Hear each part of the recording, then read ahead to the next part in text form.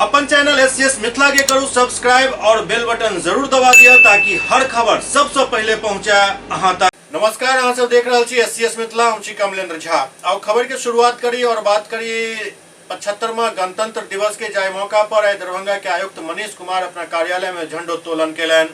दरभंगा प्रमंडल के आयुक्त कार्यालय में झंडोत्तोलन कयल गेल। दरभंगा प्रमंडल के आयुक्त मनीष कुमार द्वारा झंडोत्तोलन कयल गेल। एहि मौका पर मिथिला क्षेत्र के डीआईजी बाबूराम, दरभंगा के जिलाधिकारी राजीव रोशन, नगर पुलिस अधीक्षक सागर कुमार सहित कई पदाधिकारी और कर्मी मौजूद छला।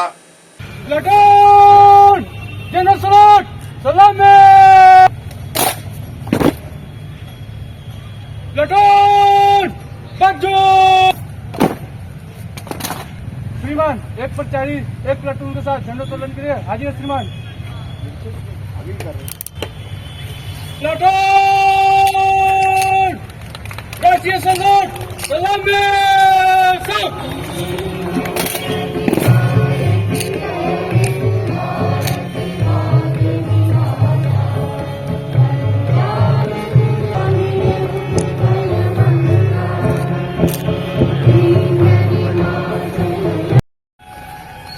श्रीमान झंडोत्तोलन का संपन्न हुआ। आगे का आदेश